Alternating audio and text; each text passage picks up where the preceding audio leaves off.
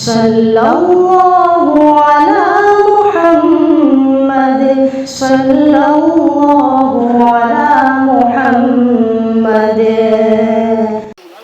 مفتی صاحب کے بعد اب جس شخصیت کو میں دعوت دینے جا رہا ہوں، اس شعر کے ساتھ آپ سمجھ جائیں گے، میں نام نہیں کہوں پھر بھی کہ میں کس کو دعوت دے رہا ہوں، کہ دنیا و آخرت میں جو رہنا ہو چین سے،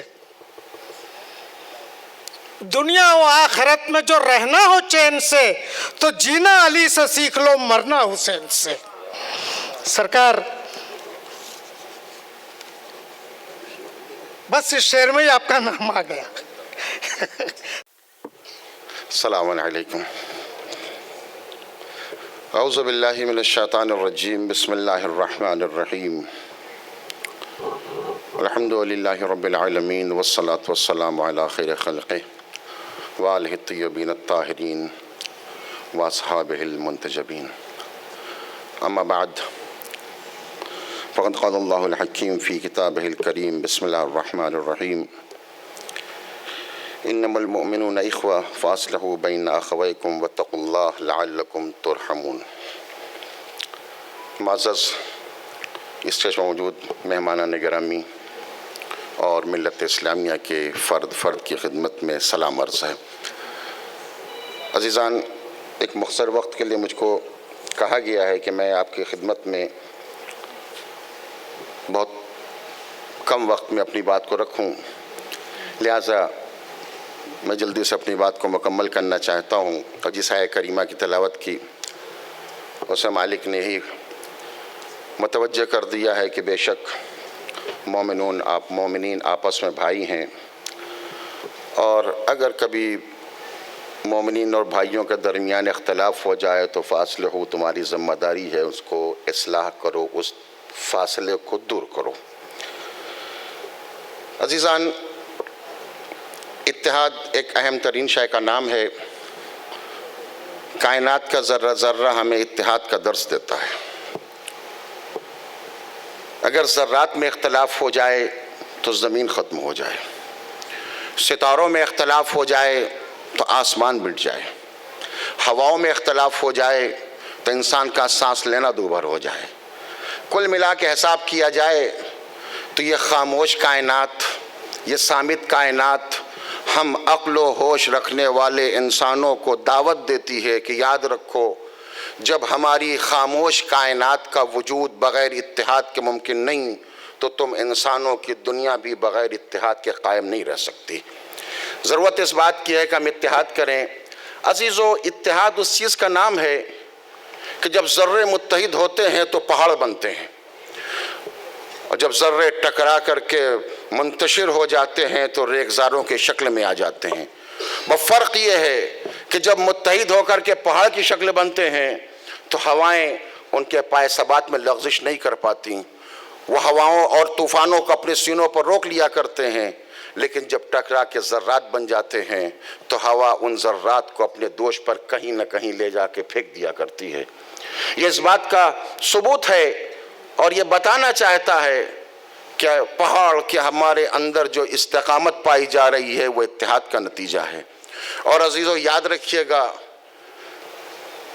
پتھر جو ذرات کے اتحاد کا مجموعہ ہے، اس کی خصوصیت یہ ہے کہ پتھر پر آپ قدم رکھیں گے تو آپ کے نقش قدم کو قبول نہیں کرے گا، لیکن ریت میں آپ نہ نقش قدم رکھیں گے، پاؤں رکھ دیں گے تو آپ کا نقش قدم اس پر ابھر جائے گا۔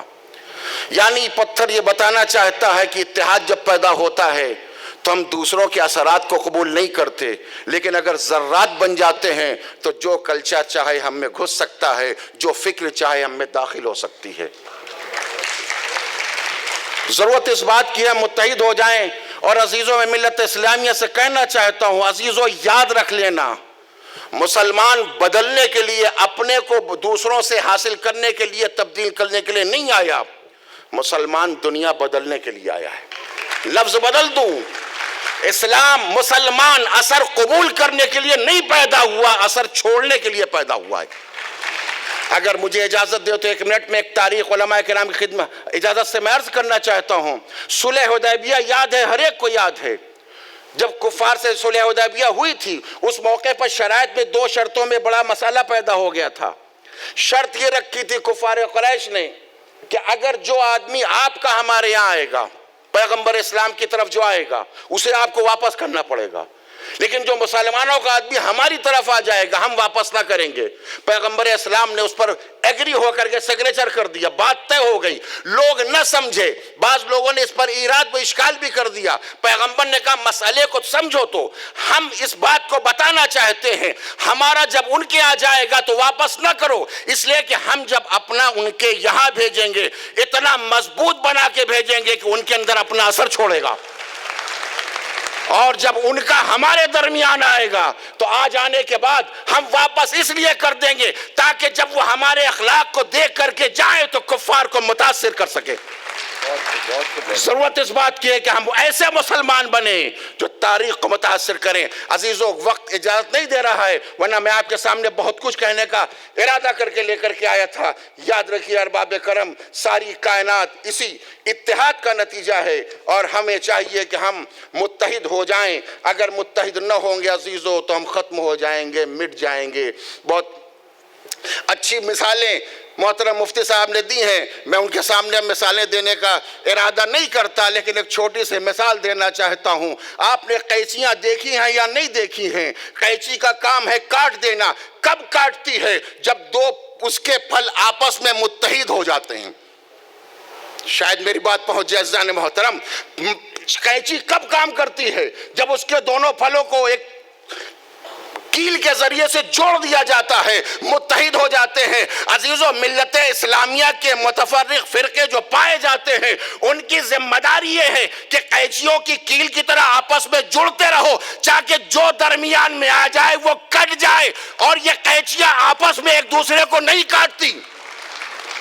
ایسا نہ کرو کہ تم متفرق ہو جاؤ.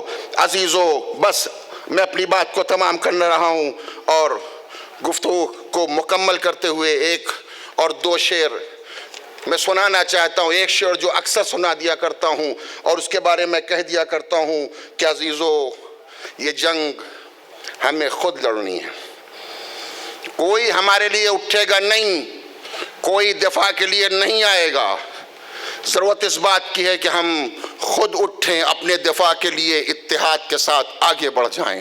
معراج فیض آبادی کا شعر ہمیشہ میں سنا دیا کرتا ہوں اور یاد دلایا کرتا ہوں کہ یاد رکھ لو کہ اپنے کعبے کی حفاظت ہمیں خود کرنی ہے، اب ابابیلوں کا لشکر نہیں آنے والا. اٹھنا پڑے گا، اپنے اعتبار سے اپنا دفاع کرنا پڑے گا. کوئی ہمارے لیے کھڑے ہونے کو تیار نہیں. اور آخری بات کہتا ہوں کہ زندہ رہنا ہے تو حالات سے ڈرنا کیسا، جنگ لازم ہے تو لشکر نہیں دیکھے جاتے. والسلام علیکم ورحمۃ اللہ وبرکاتہ.